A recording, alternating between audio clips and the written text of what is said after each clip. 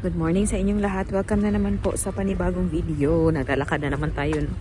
Papunta po ako ngayon sa bus stop kasi today yung aking therapy. Mag-start po today, so hopefully okay naman. No?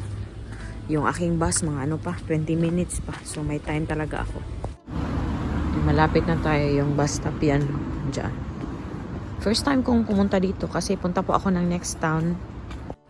Tapos yung bus, hindi man nadaan sa amin doon sa malapit sa bus stop sa amin. So, sumama po ako kay Mister dito sa sentrum. Nagbike lang kami. Sumakay ako sa bike niya. Tapos yun na, ang aga ko guys. Tapos wala pa namang upuan dito kasi van yung hindi malaking bus yung dadaan dito ba. Yan lang yung bus stop natin. Yan, dyan tayo.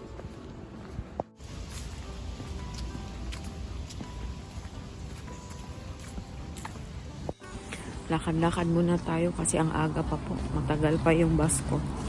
Masakit sa paa na o sa binti na nakaano lang doon, nakatayo. So, yun.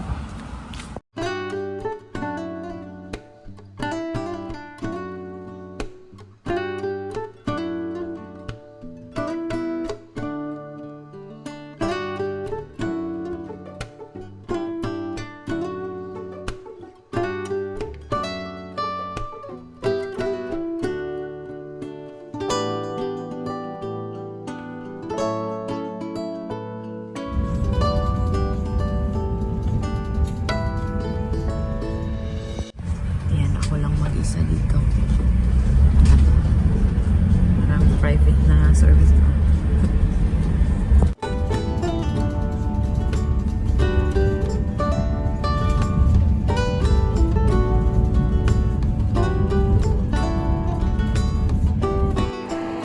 Dito na ako guys. Mabilis lang talaga pag yung BERT bus.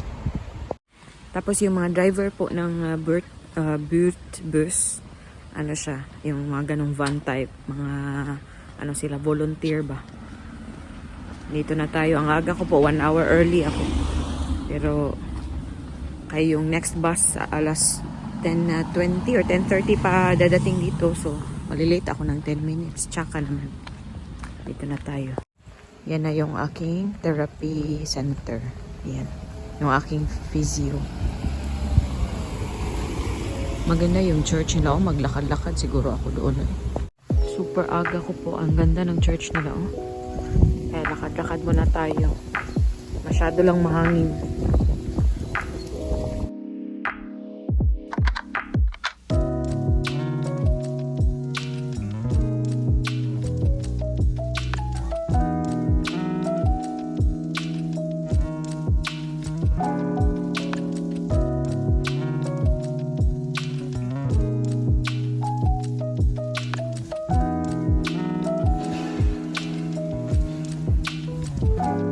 May mga 30 minutes pa ako. And then, balik na tayo doon. Mga 20 minutes na lakad siguro. Okay na. Yan, open naman yata siguro ang Hema. Mag-breakfast tayo dyan. Kape tayo. So, ito lang po yung center mismo. Shopping area ng Boxtel. And dito po ako sa Hema. Ito yung paborito natin set sa breakfast. 5 euro lang to.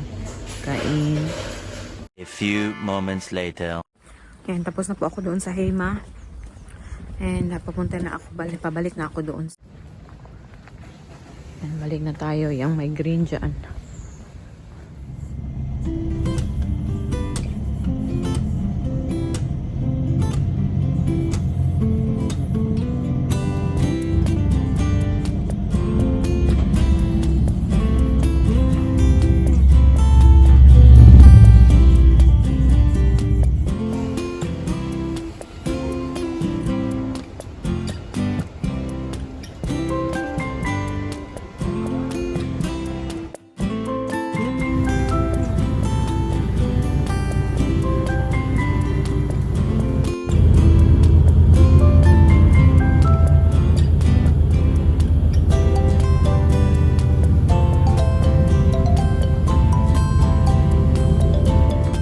Hi guys, bahay na po ako. Back to, yan, Tikongkong. Kakalimutan ko talaga, no? Bawal pala akong masyado ng pressure dito. Kakalimutan ko talaga. So, dito tayo sa kabila. Kakatawag ko lang po sa ano ko, sa mga boss ko doon. O kakakausap ko lang ba sa mga boss ko doon sa school kasi nag-follow up din sila ba kung ano na nangyari, kumusta na ako, ganun. And nag-update na din po ako doon sa bago kong pagtatrabahuan kasi nga kailangan ko pa ng more ingat and mag-exercise pa para mag-heal na yung ating wrist. Okay naman po talaga. Ang dami ko pong na-learn doon sa sa aking therapy. Hindi ko lang masabi lahat-lahat, no, hindi ko ma-repeat lahat-lahat, pero yung mga motion na kailangan kong i-avoid or mag-ingat masyado, like yung nagtutwist, yung for example, nag-open ka ng cup or pag naghihiwa ka kasi kahit hindi ito yung ginagamit ko maghiwa, pero nag-ano ka, parang natawag doon sa atin nangusog ba? Yung nag-ano ka ng pressure dito sa, parang tight dito sa left hand kasi nga kailangan mong hawakan. Sabi niya, yun din kailangan mong mag-ingat, just do gentle exercises, yung mga tinuroan niya ako ng gentle na exercises para sa kamay ko, ganun. And yeah, mas maganda yung yung experience ko sa therapist na to kasi inexplain niya talaga lahat. May mga gamit siya doon na pinakita sa akin. Parang nag-demo talaga siya ba kung anong mga gagawin ko, ang ganun. So, yeah. We shall see. And next week po, may appointment ako sa doktor sa school para para kakausapin daw ako. Binigyan ako ng heads up ng ng boss ko doon sa school. Sabi niya, alam mo ba kung ano mangyayari doon sa pag-uusap niyo? Sabi ko, I thought magtatanong lang sila about sa sa operation ganun. And sabi niya, oo, yun. And then yung mga mga possibilities or pwedeng mangyari daw after yung ganun. So we shall see kung anong sasabihin nila.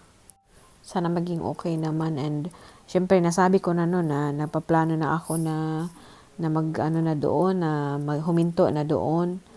Hindi ko pa lang talaga formally nasabi sa kanila, pero plano ko na talagang huminto sa sa end ng taon na to.